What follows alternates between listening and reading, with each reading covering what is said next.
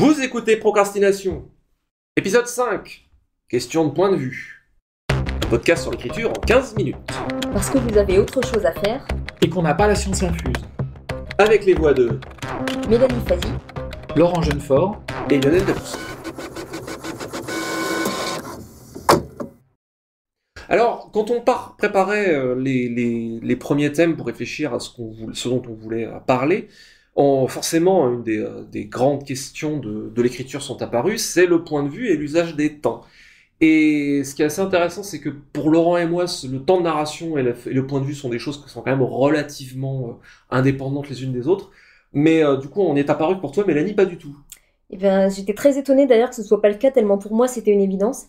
Je pense que c'est peut-être lié au fait qu'à titre personnel, j'écris presque toujours à la première personne.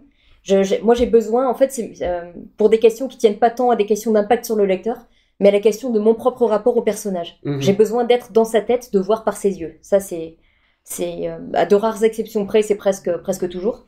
Et pour moi, le temps s'impose à partir de là. Va être très souvent. Je pense que la première personne se prête peut-être plus au présent, par exemple. J'écris beaucoup au présent.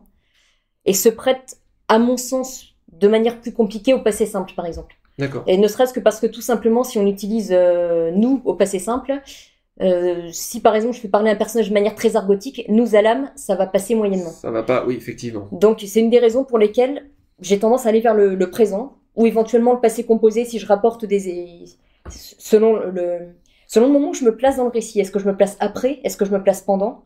Ça va être lié beaucoup à ça. Et je sais pas, il y a une immédiateté que je recherche dans le point de vue à la première personne que je retrouve dans le présent, par exemple, et que je n'ai pas avec le passé simple. Toi, c'est parce que du coup, tu as besoin d'être de mémoire. Est-ce que c'est vrai que je vois beaucoup de textes que tu as écrits à la première personne. Et les rares cas où je suis passée à la troisième personne sont des moments où j'ai adopté le point de vue d'un enfant et je n'arrivais pas à le faire parler sans que ça sonne faux. C'est D'accord. très très compliqué de faire parler un enfant. Oui, Arlys Desforens est écrit à la troisième personne, si je me trompe pas. Oui, mais disons que celui-là, j'ai biaisé. Alors ça s'est pas trop senti. Je pense que je me suis un peu ratée sur ça. C'est que de mon point de vue, il est écrit du point de vue d'un enfant, mais finalement, c'est l'adulte qui se rappelle. Et j'ai mis une distance qui est que on m'a dit il parle pas du tout comme un enfant, parce que pour moi, c'est l'adulte qui raconte l'histoire qu'il a vécue enfant. D'accord. Donc pour toi, ton point de vue, c'est que voilà, ton envie d'écriture, c'est que tu as besoin d'être dans la tête, et donc à partir de là, le point de vue est plus ou moins fixé, quoi. Il est plus ou moins fixé. J'allais dire que Arlys Desforens, d'ailleurs, par cette question de présent, même s'il est raconté par le narrateur adulte et donc au passé, j'ai adopté le passé composé. Entre autres parce que le passé simple à la première personne, vraiment, je peux pas. Alors, tu as soulevé des choses qui sont importantes, justement, c'est le point de vue de la narration et la focalisation qui sont des choses qui sont fondamentales quand on parle de point de vue. Oui, alors la focalisation, focalisation, c'est le mode de vision. En fait. Donc, en fait, il y en a trois. Il y a la focalisation 0, où le narrateur est omniscient. Donc, c'est toujours un récit en il. Alors, peut-être juste à la troisième personne. Faire déjà un aparté sur narrateur et personnage. C'est-à-dire que l'histoire nous est relatée par un narrateur qui n'est pas forcément dans l'histoire. Pour l'exemple que la plupart des personnes ont dans la narration moderne, c'est un personnage qui fait des trucs, il est allé, etc. Il est allé faire des courses, il a vu la jolie fille à l'entrée dans le bar, etc. La personne qui nous raconte n'est pas le personnage. C'est quelque chose, il y a une différence subtile, mais la voix de la narration et le narrateur est parfois neutre, mais elle n'est pas forcément, elle ne l'est pas forcément, et c'est pas forcément dans le personnage. Non, oui, tout à fait. Alors la focalisation 0, c'est le cas où le narrateur sait tout. C'est-à-dire qu'il est à la fois à l'extérieur, à l'intérieur, donc il va connaître à la fois tous les faits et toutes les intentions. Donc là, le récit est en il, c'est un récit à la troisième personne, et donc c'est le temps du conte, où voilà, on sait tout, le narrateur sait tout.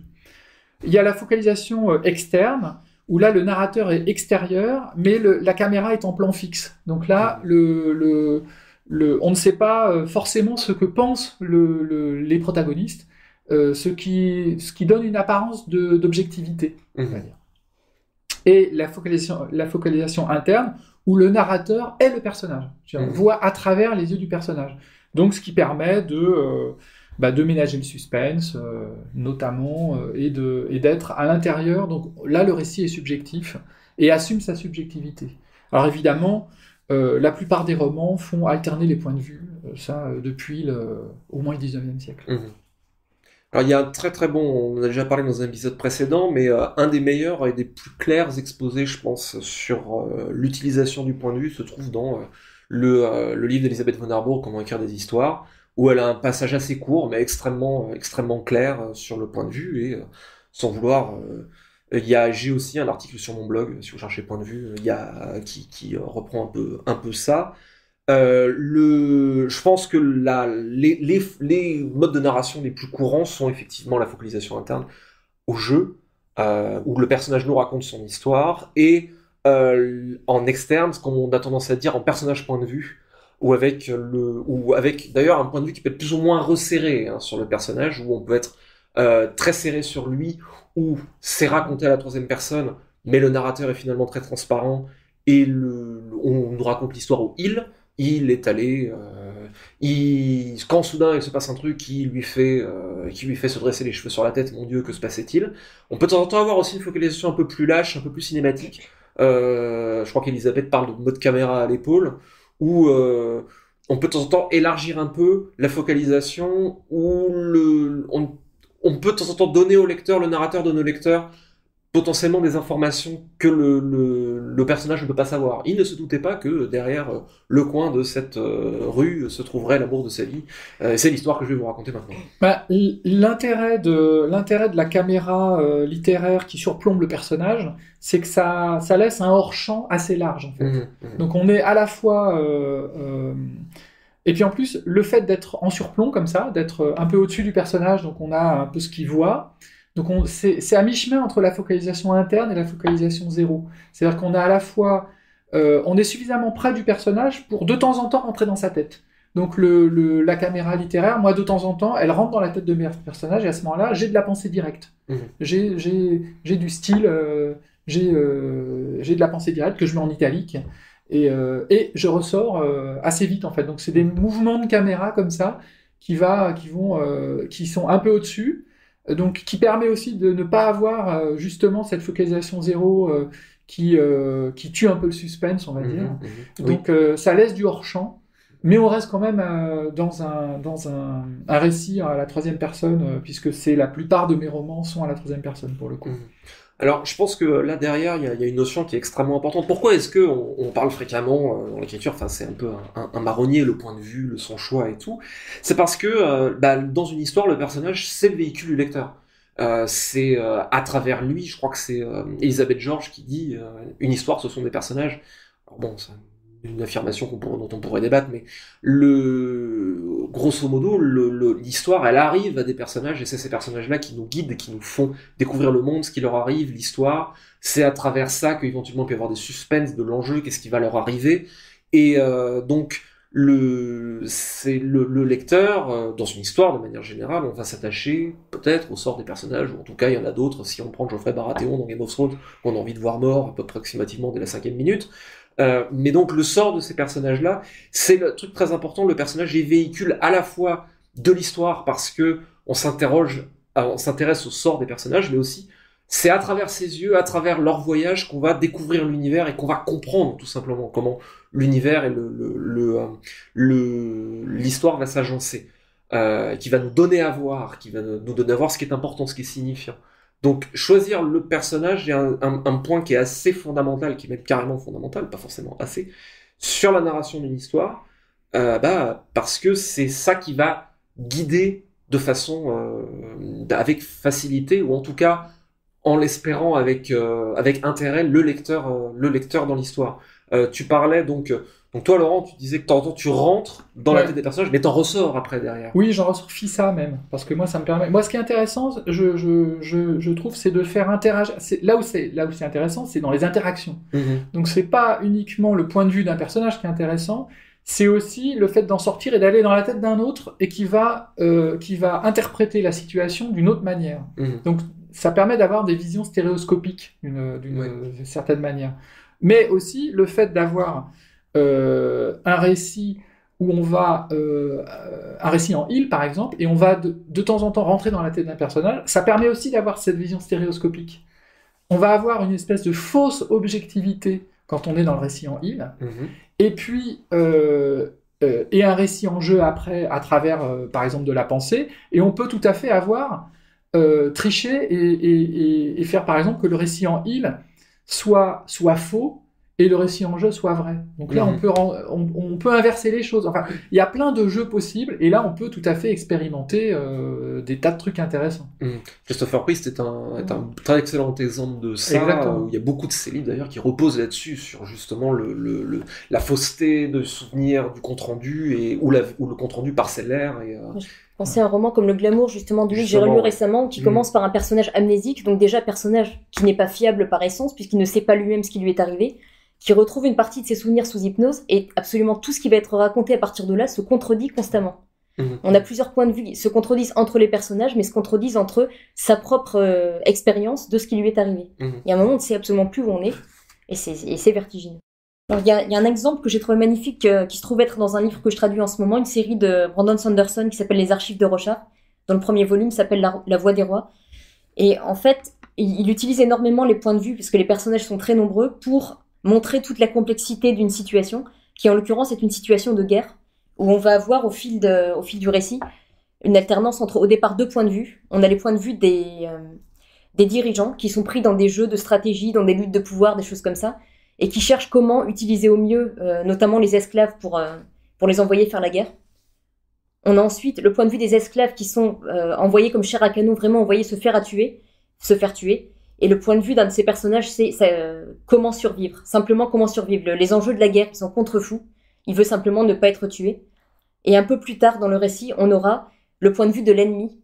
On suppose tout un tas d'intentions à l'ennemi. Et l'ennemi, qui se trouve être des créatures non humaines, a un point de vue sur tout ça qui n'a vraiment strictement rien à voir. Et on s'aperçoit que chaque personnage est finalement le héros de sa propre histoire avec ses propres enjeux. Et chaque personnage donne un tout petit aperçu d'une situation extrêmement complexe qui n'a pas, cette guerre n'a pas une seule cause, elle a des dizaines de causes finalement. Et je trouve qu'il a fait ça de manière magistrale à travers l'alternance des points de vue. C'est un très bon outil, effectivement, pour donner C'est quelque chose qu'on trouve fréquemment en fantasy épique, d'ailleurs, la multiplicité des points de vue, justement pour donner, parce que c'est ça qui donne cette dimension épique, tout à fait.